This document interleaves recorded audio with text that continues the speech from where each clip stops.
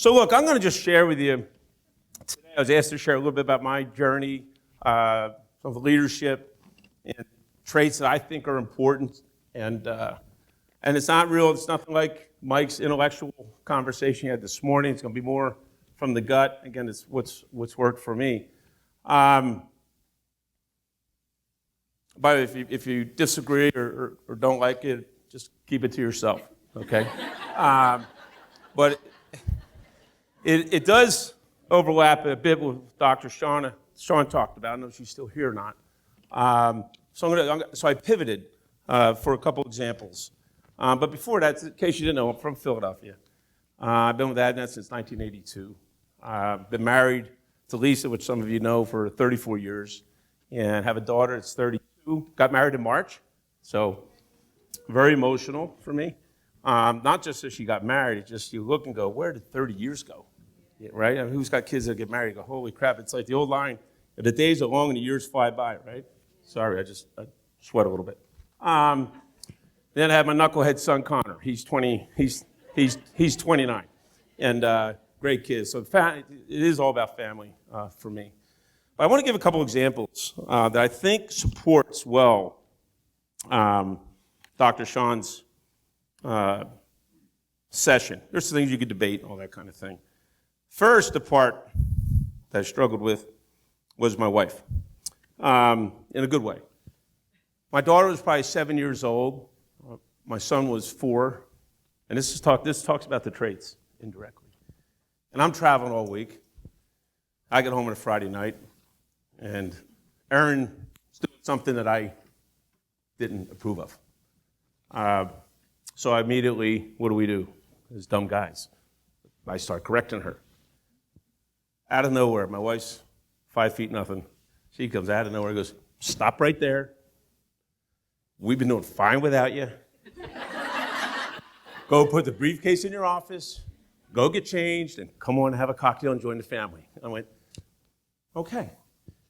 She took it one step further. I'm leaving for Saturday morning to go work out. There's a suggestion box for me. If any inputs that you want around the household, just let me know. So anyway, I support the. That's a true story. Some of you know, or you can hit her up on that. And the other part that the only thing I didn't agree with Dr. Shawn on, or maybe a couple things, is my wife doesn't worry about a damn thing. I mean, she lets stuff roll. I'm up all night, sleeping with one eye open, doubling down on the blood pressure medicine. So I worry about everything. You know, that's just kind of how I am. But a couple other examples that I want to share, and it really goes to women not thinking they're ready, right, for that next step. And first one I want to talk about is up in the Bay Area, we had a leader up there that I've known since we acquired Memic in 2005. And we had a Bay Area for Northwest job open up. And I'm not going to talk about her name. And what we do, what I do is when there's director and above type of positions opening, I'm always making sure that sometimes we have unconscious biases with leaders that want to bring in their people or their person or their not friend, but what they're comfortable with. So this job opens up, and I approve these positions. And I'm saying, where's Susie? I'll pick a name. Wow, she didn't bid on it. I said, what do you mean she did? Did she not bid on it, or did you talk her out of it? You know, and that's not fair. And the manager, the leader was a really good leader. He said, no, she didn't bid on it. So I called her. I personally called her and said, hey, why did you not bid on this job? She goes, I'm just not ready. And the family, and then it comes up with a whole list of excuses. And I said, well, you are ready. She goes, well, I'm not ready. I said, okay, fine. So we moved on. We had and then when we announced it, again, I've been around, I've done 42 years, so I know a lot of people, and they're comfortable talking to me. And I got some emails from some women. Hey, we missed that opportunity. I'm like, you may not know the whole story. So sometimes just kind of keep that in mind. So unfortunately, we had a tragedy in the company, and the job came up again. She bid on it. She got it, and she's doing a fantastic job. Okay, so sometimes you just got to push it along and have that confidence that, yeah, you are ready. So we had 2 board members. I think some of the additions in here were there. We had 2 board members come in to talk to our executive females. Men too, though, but it was predominantly women. And our board's very diverse, to the question earlier. And Joanne Jenkins, she's the CEO of AARP, she's African American, and Brenda came in, Brenda Freeman, and and she's African American. They came in and talked to the team. Some of you might remember that. And they went through exactly what Dr. Sean talked about earlier. If there's a position open and there's 10 traits, the guy, a male might have 4 of them, and he's like, bam, ready to go, baby. And the female might go, or the woman might go, I got 9 out of 10. I think I need to get that 10th. And the answer is you don't. Okay, so it really, just as soon as I saw her, I rewrote some of this because of some of the redundancy. I just said, that's a live example. She was absolutely right. So have that confidence. Not arrogance, right? But have that confidence and go for it. The third one, a little different. We had an opening in the Americas for president of the Americas. Well, I knew it was coming open, put it that way. And we have an executive that's been with us for 25 years. We acquired Marshall in 1999. She came to us from Marshall. Paid a lot of money for her.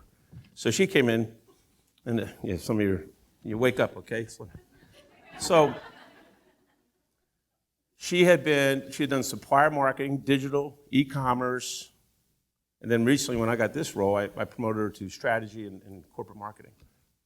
And I went to her, 25 years, and said, hey, what do you think about running the Americas? And she's, if you know her, she's very humble, but very confident. She goes, well, think about it. And I said, well, I talked to Rob and all that kind of thing. Then I took it to the board. Here's what I want to do. We didn't post it. Didn't need to be posted.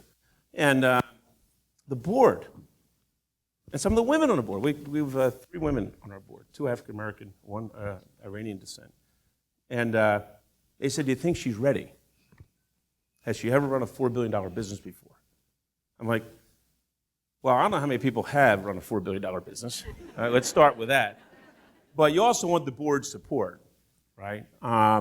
So I'd make sure Dana met with the board, and she's been in a year and a half, and she's just doing a phenomenal job in the Americas. So she's not here, but give her a round of applause. She's proud. So I just thought those examples really fit in well with what Dr. Sean talked about, and that was kind of off the cuff there. All right, so now we're going to get into the presentation. And hopefully it's only about 15 minutes, so we can have plenty of time for Q&A. Anything goes. I know there's Q&A at the end of the day as well. So, and I'll be here tonight and tomorrow. So if you need any questions at all. So as I said earlier, this emotional intelligence is the real deal, and I think relationships and people are the real deal. And I still believe, I started in 1982. I say often that we have 3 pillars of our business. It's suppliers and customers. Sounds pretty fundamental, but it's still all about the people and the trust and relationships periods of time. How we do business, yeah, that's changed, kidding aside. It's much more digital now, EDI, e-commerce. Years ago it wasn't, but what we do hasn't changed. How we do has. But people still do business with people they like and trust over long periods of time, period.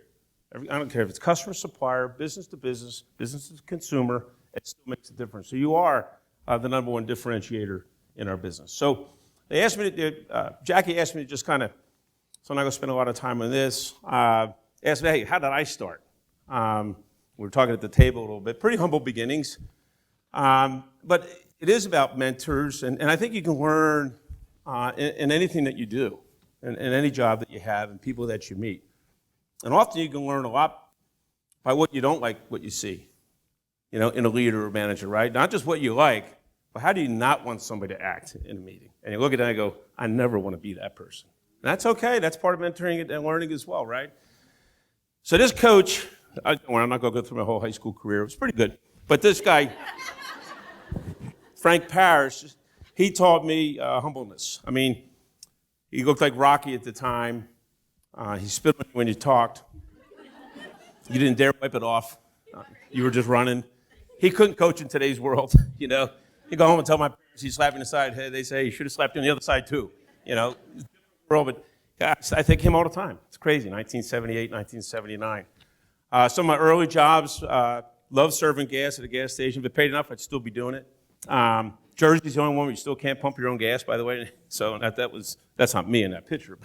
But, service business, retail clerk, worked at a grocery store, local 1360 union. Love that job too.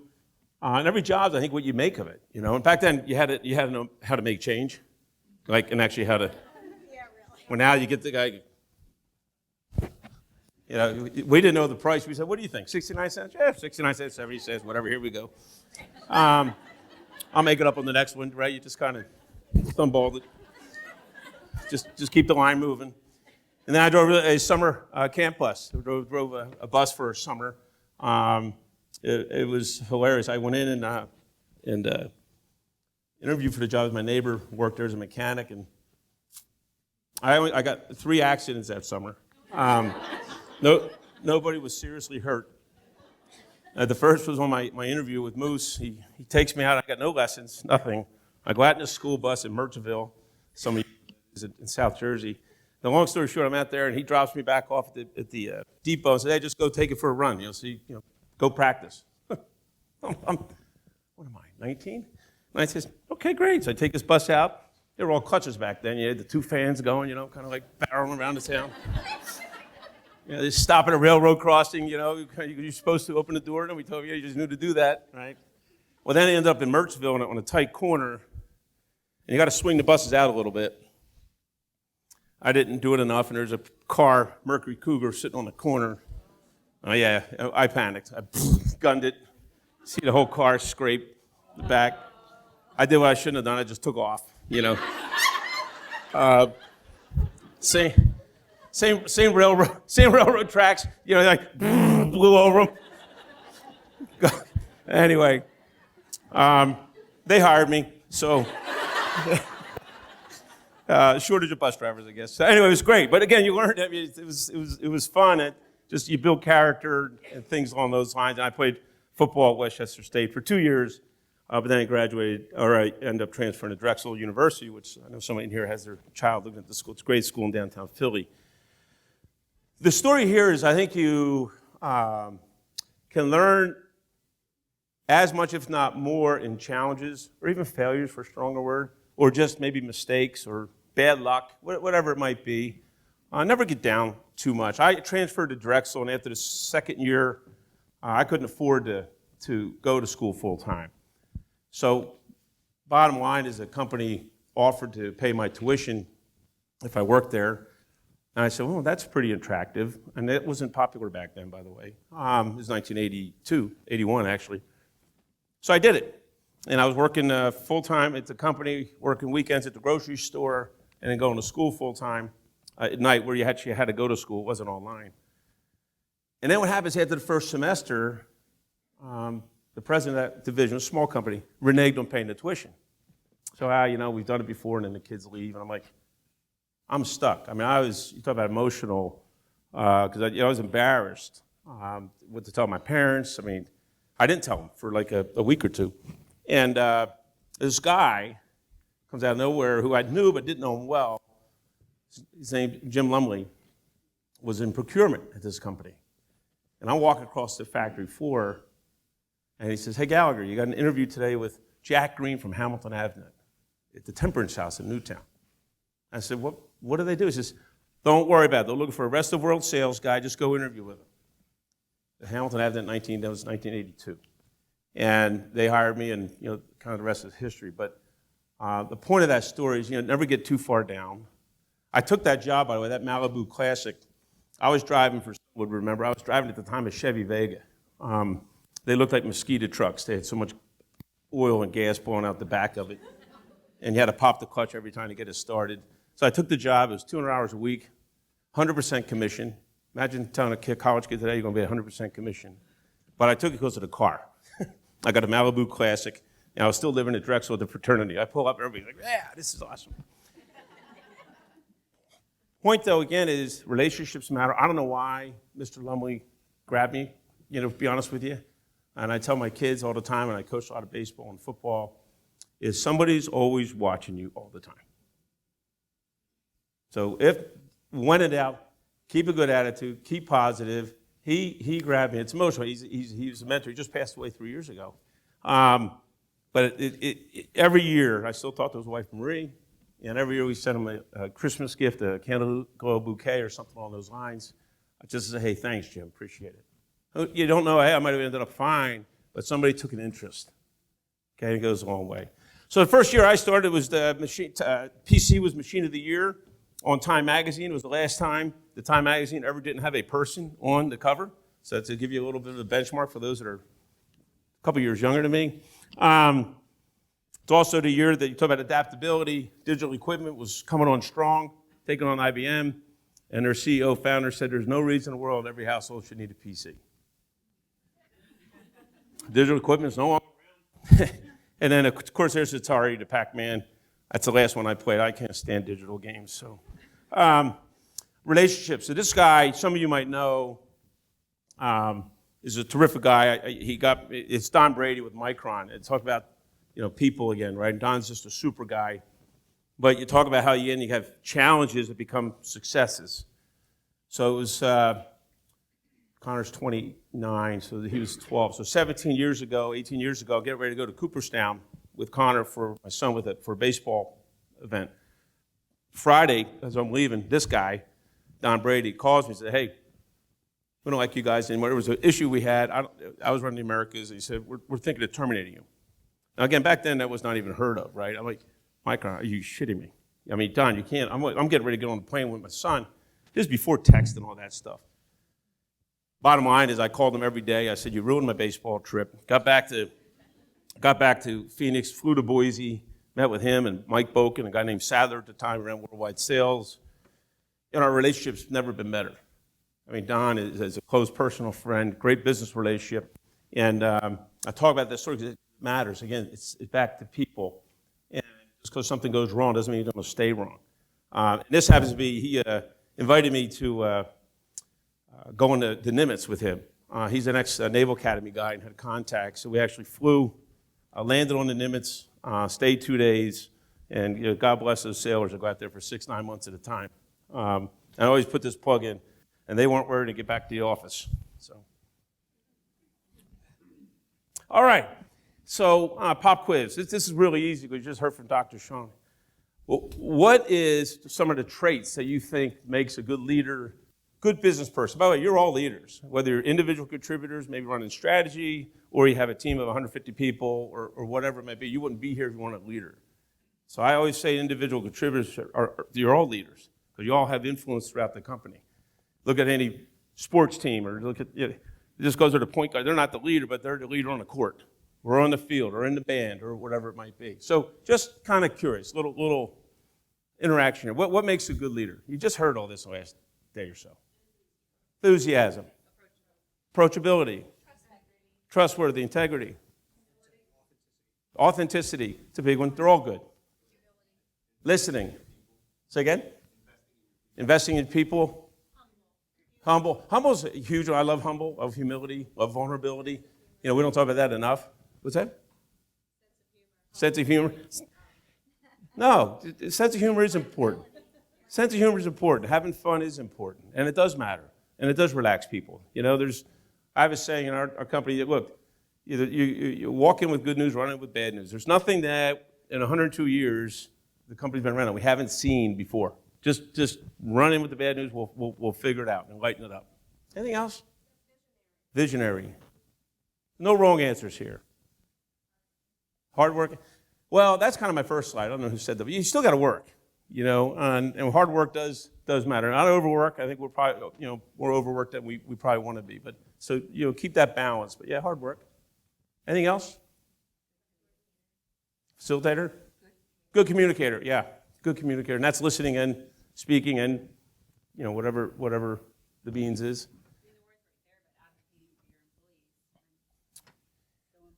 It really is. I always talk about the we versus I. Anybody ever work for somebody that takes all the credit for the good news and never for the bad news? Yeah, they're great, aren't they? So it's really we. I always say, hey, get us involved. We'll help you win it. And if you lose it, we'll take all the credit, right? Because when you win, we win. And it's got to always be that way. So real quick, for the sake of time, they're all the right answers. And they're all what you've heard the last day and a half. What did you not say? What's one that maybe you didn't say? Discipline, organization, but they're key too. There's what? Compassion. What did somebody say over here? Intelligent. Who said that? That's it. Yeah. So I've done this a lot with our leadership, interns, whatever. And IQ has yet to come up. Intelligence is yet to come. Because we're all about as smart as the next guy, other than Michael Knight, who's well above the average. We know that. And he'll spend enough time with him, he'll tell you that. But no, intelligence never comes up. It's all these other soft things. The things you said were all they sound soft, don't they? But they're really, really hard. And where I see leaders trip up, it's not intelligence. It's not a bad decision. We all make bad decisions. We all make mistakes. Okay? It's in the soft stuff. It's leadership. They don't get along with people. They don't collaborate. Lack of teamwork. I. It just gets old.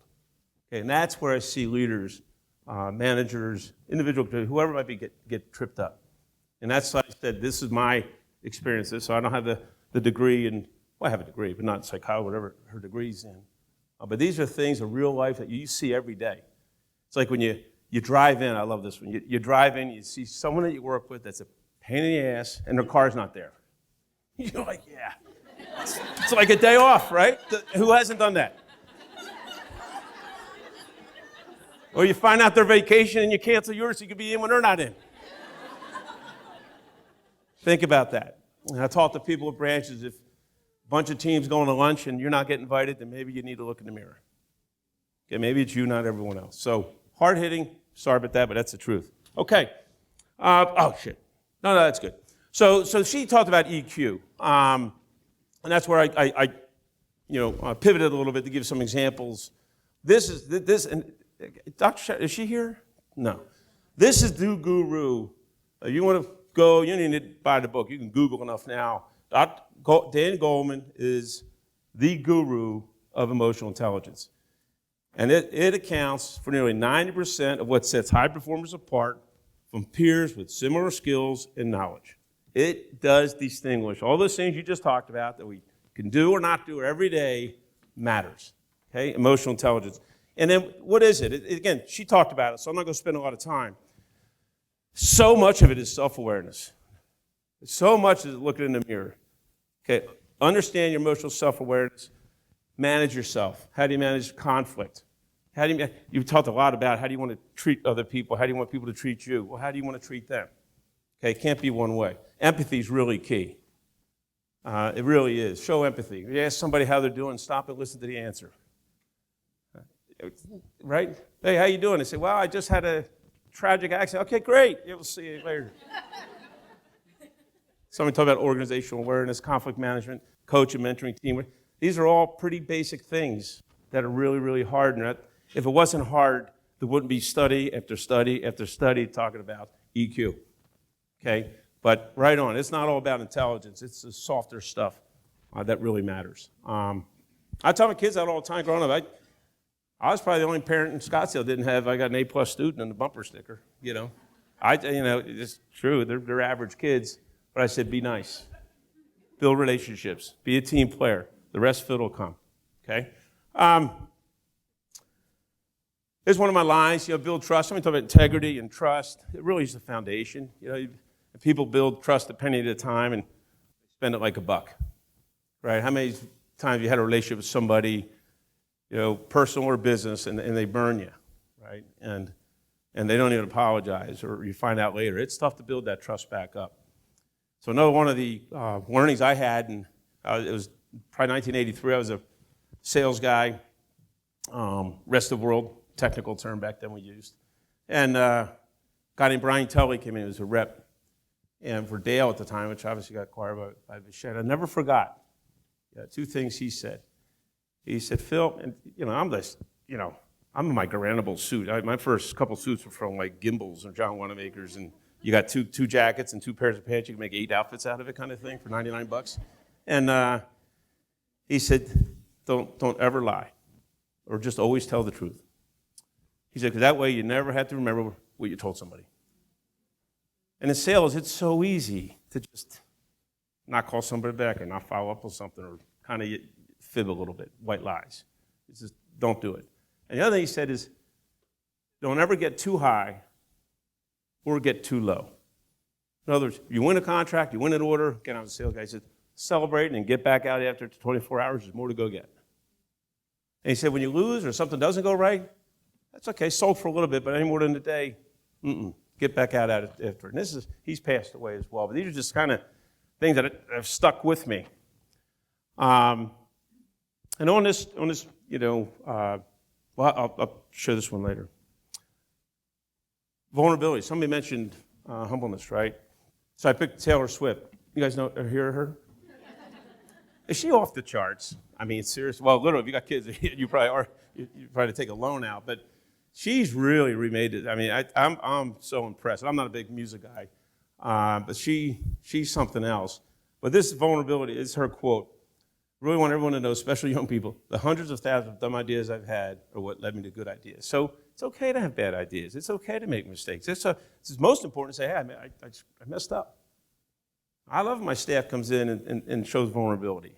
Hey, I really screwed this up, Phil, I need to go fix it. Now, if the same person comes in every day, I got to credit a different issue, but vulnerability is okay. It's really a strength, okay? Not overused. It's got to be real. That's Taylor Swift. And this one is great. So, 2 stories here. When I was, again, junior salesperson, we didn't have cell phones. You actually had appointments, and you had to be there on time. You couldn't call 15 minutes late, say, I'm on my way. And I was calling on the company in Warrington, PA, called Fisher & Porter. This is a guy's honest true story. And we were outside looking we weren't doing anything there. I was at Hamilton Avenue. But back then, you also had a lot more you had Schweber and Pioneer and Anthem and Arrow. And, it was Marshall, and there was all these senior sales veterans in this lobby because it was a big account in town. And here I come, trying to get an appointment with these guys. And there was one phone. You sit in this lobby with a bunch of folding chairs, there's plastic chairs, and there's one phone in the corner. You call up, you try to get to the buyer. I showed up every Wednesday. Every Wednesday I was there, and every Wednesday I sat in the lobby for about 4 hours and sold nobody. Other than Yvonne Chamberlain. Yvonne Chamberlain was the secretary there, a receptionist. I thought she was about 105 years old because I was 20. She was probably my age. And so she was an African-American woman, and she sat there. So I had nobody else to talk to, so I talked to her. And all she ever talked about was her grandkids. She was from Cheltenham, PA, outside of Philly.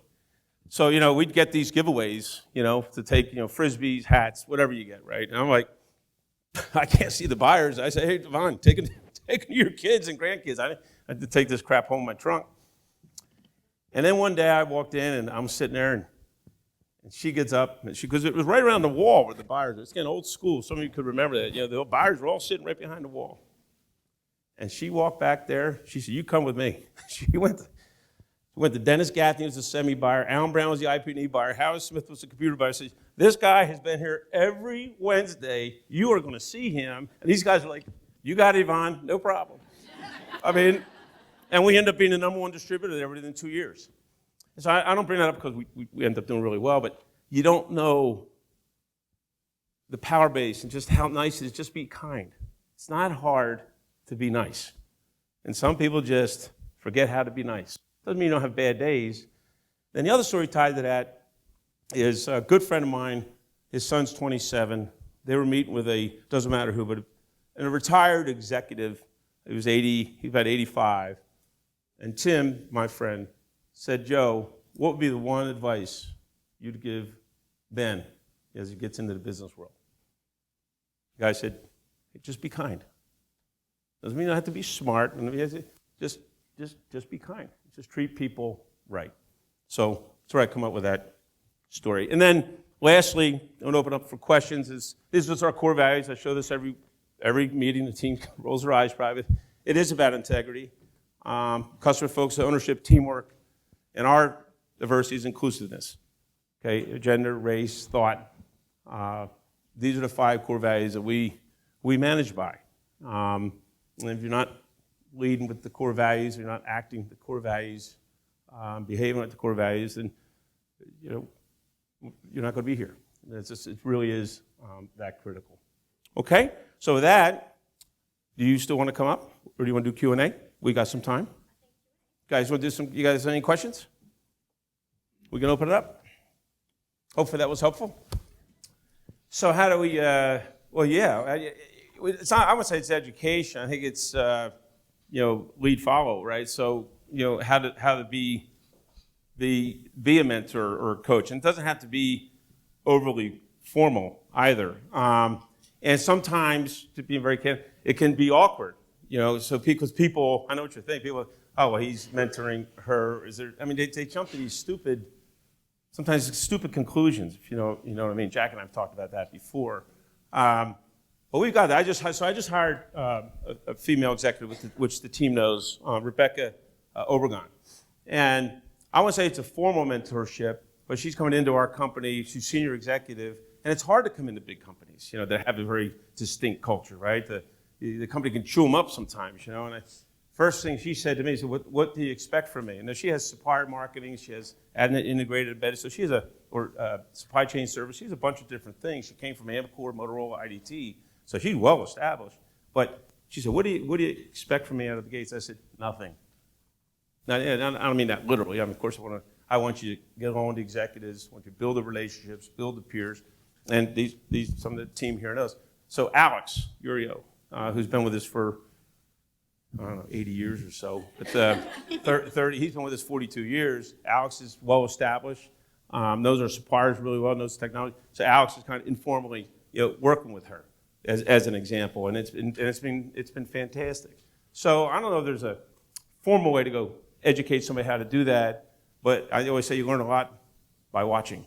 Okay, and then it would be the same question on the other side. Women getting mentors. I would say that. And I've talked about this before too, diversify your mentorship.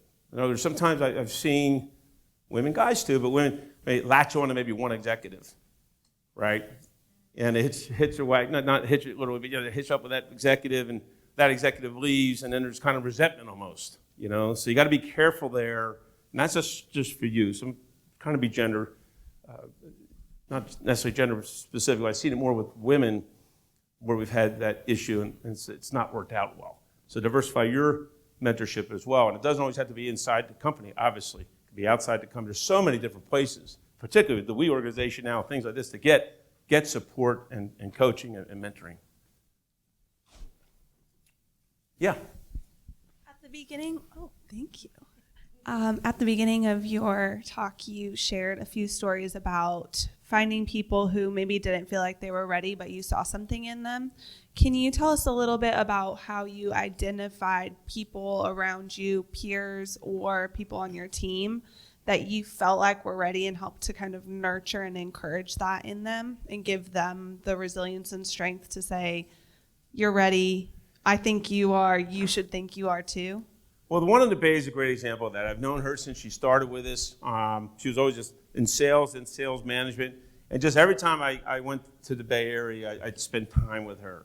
And that's why I knew, in that case, she was right. And that's why, I called her personally and said, "Why didn't you bidding on this?" And she convinced herself not to. And I can't tell her to at that point. It's got to be a family decision.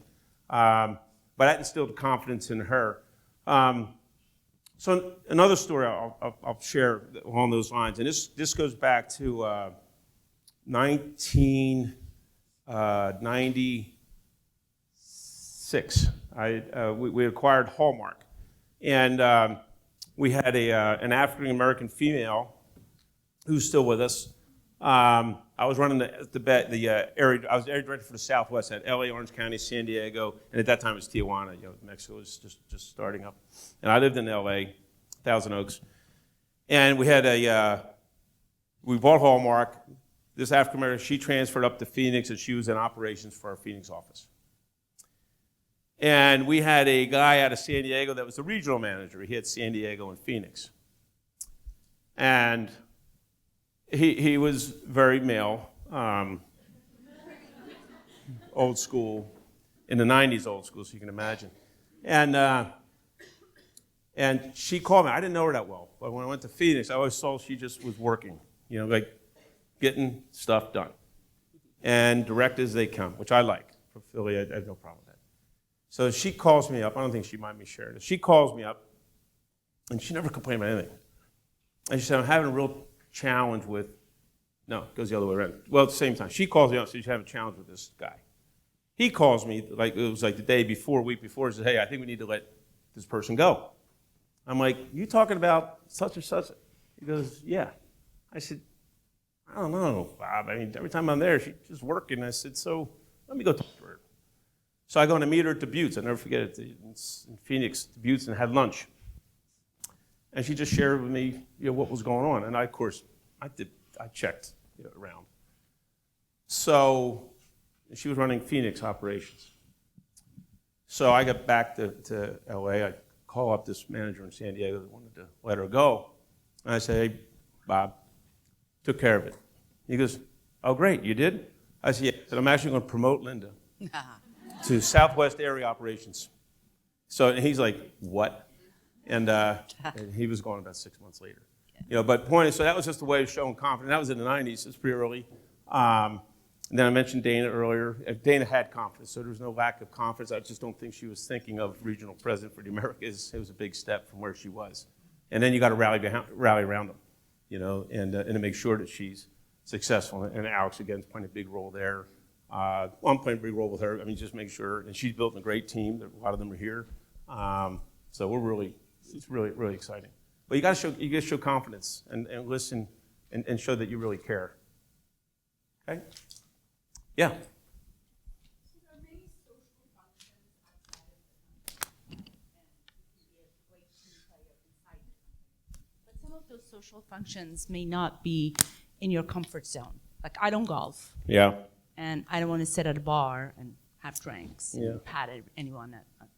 How, for women leaders, how do you rate that? Do you see them as not a team player if they decide not? So what do you do to include them?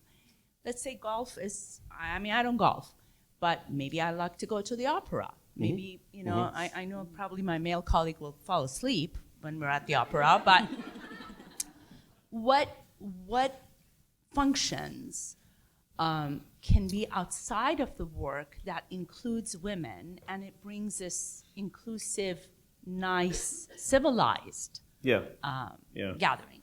Yeah, it's a great question, and it's as I answer this, take it the right way. It's not like stop me doing the golf and all those things, because it is part of business, So it is, people like to do that. It's really about what other options can we offer, okay, that you can go do. And I know there was one just recently, doesn't matter who. They went and did a big wine tasting together, for example. We have done other things with concerts and things along those lines. Trying to diversify. We do a big thing around the Phoenix Open. Okay, that's our Waste Management Open, which is an appropriate name if you've ever been to it. But it's kind of our signature event. We have customer suppliers. That's really the only big thing we do per year. And it's not all about playing golf, it's about attending the event. And our women, there's many women there as our guys in the tent and socializing and doing whatnot. But where we have golf events, we have other events for other people to go do, visit Sedona, go to the Music Center, which is a great museum in Arizona. So we have other events to help diversify that. But it is a challenge. I never look down. It should never play into a decision, because you're out. And that is part of the perception. All the guys are out buddying up playing golf, and that is a perception. Maybe in some cases it's a reality, but we got to be more consciously competent of that. No. Totally. Yeah, I completely could not agree more. I could not agree more. Yeah, but it is a challenge. And some people are just more old school than others too, so we got to bring them up. Anything else? Mike.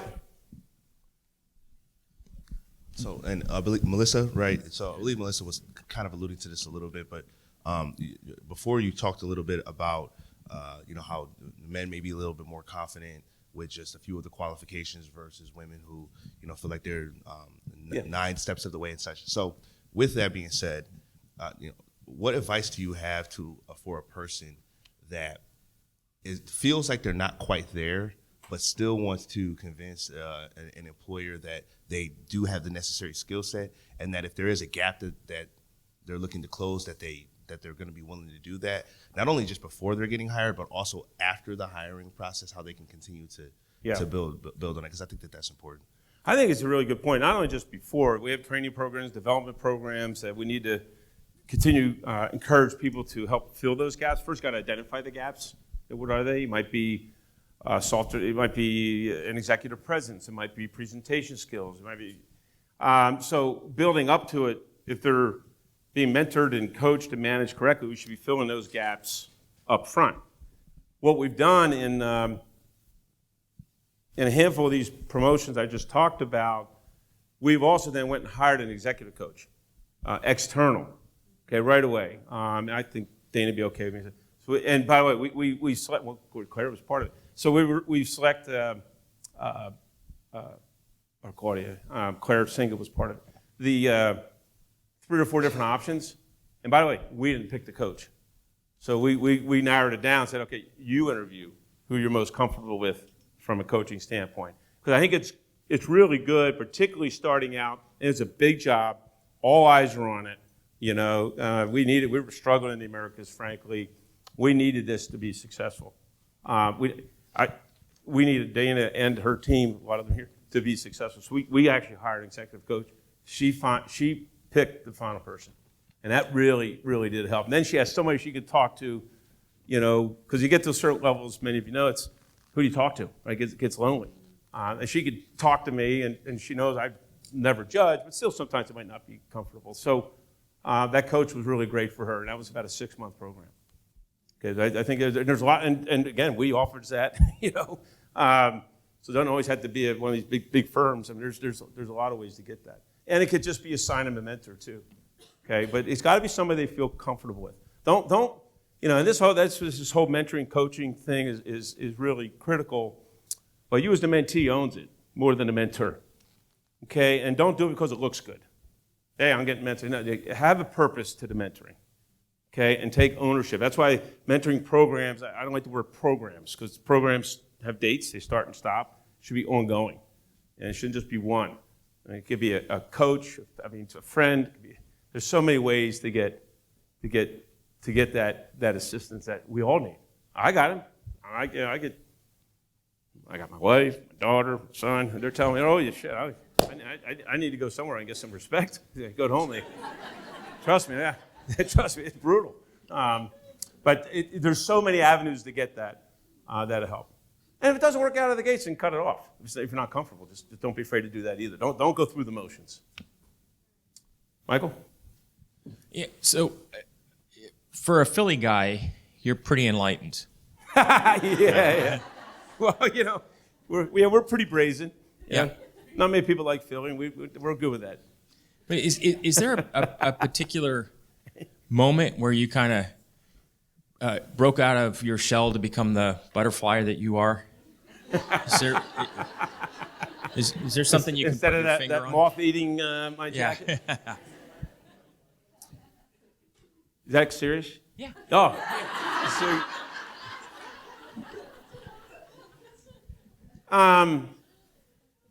One of them a butterfly. I don't think there's I've been really just blessed. I oftentimes feel like Forrest Gump up here. Like, how did this happen? Because things just kind of happen in life along the way. And I would just say with careers, and Michael, you just made a big change. People all think, when I talk to particularly the younger executives, they all think the careers are like this perfect line. It's like every 3 years you're going to go here, and every 3 years you're going to go there. It's not. It's not. If it is, lucky you. Mm-hmm. But there's going to be dips and valleys, and I call them cul-de-sacs. You get kind of stuck in, and I've had a handful of all those. I guess the biggest, 2 pinnacle points, Mike, I guess, would be when I moved from Philly to Los Angeles. My father just died. My daughter's a year old. I had the opportunity to go to Boston. And for those who have been in the business for a while, Boston and the Bay were 80% of the business, right? Boston was unbelievable.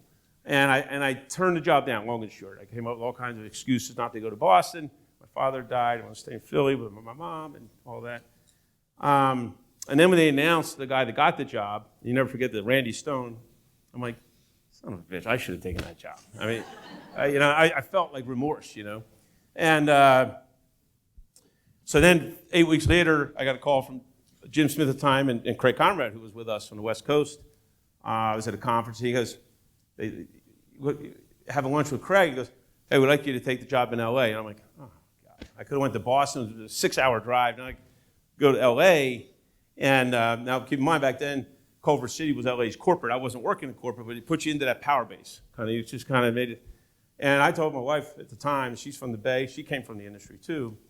And I shouldn't say I told her. That was bad. I probably did though. I said, honey, we got to take this job because we felt so bad about not taking the boss. We got to give it a shot. And if it doesn't work out, we'll move back to Philly. So that was one, bless you. That was one where I think it just put me into the power base. Then we bought Hallmark. Then I got to know Roy Valley really well. Just got to know the power base. And they knew me. They knew me in Philly too, but when you're in Philly and they're in LA. So that would be one. Second one, which is I started off earlier talking about, and I'm fine talking about, is when you have dips in your career. And in 2009, the company asked me to go run the computer division called Technology Solutions. And they sell an enterprise, IBM, Cisco, EMC, everything in the data center. And it was a troubled business. And I said no, I'd run the Americas. And then Roy Valley, who I'm still close with today, talked about him last night, he was still there. On December 23rd, he said, hey, let's have breakfast December 26th. I'm like, oh, shit, he's going to convince me to take this thing. So I did. And it didn't work out that great, to be honest with you. I learned a lot. But it was just a struggling business that I was not able to get the rudder up, kind of thing. And some other things happened in China. It was just not good. And in 2014, I agreed with the CEO at the time to move on. So I actually left Avnet after 35 years. And it was crushing. But at the same time, it was very amenable. It was win-win. It was time to move on, go do something different. So I went and coached high school football at Notre Dame Prep in Scottsdale, and we were 8-1, by the way. I coached the offensive line, and then, of course, as you know, ended up at TTI for a short time, and it was great. But I didn't leave on bad terms. We had a retirement party. They sent Lisa on a cruise. I stayed in touch with many of the executives. I wasn't bitter. I wasn't like, talking bad about people, which is the natural thing to do. The natural thing is because it's easy. If somebody comes up and says, oh, how do you feel about that? Oh, I hate them, they're jerks. It's easier to do that. But most of the people you talk to can't help you. So why are you bitching to them? Just keep it to yourself. So it was a great year and a half. Actually, we vacationed together and I wasn't on email all day. We're on a cruise. Lisa's like, this is unbelievable. We ran out of shit to talk about, So then, of course, Mike, I got the Avnet ran into some challenges, and that CEO left, another CEO came in, and I don't need to go through all the details. Then I got a call to come back.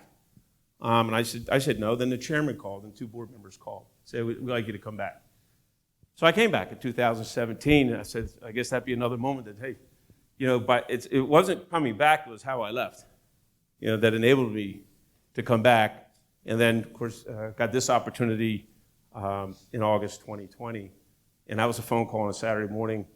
I got the call to be interim CEO during COVID, in the middle of COVID. Not COVID was just starting. And said, of course, yes.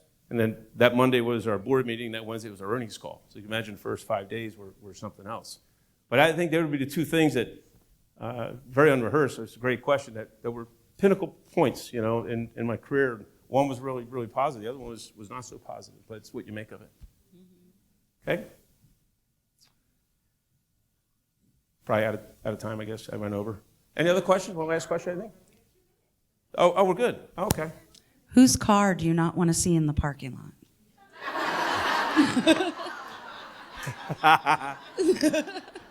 It's gone. Yeah.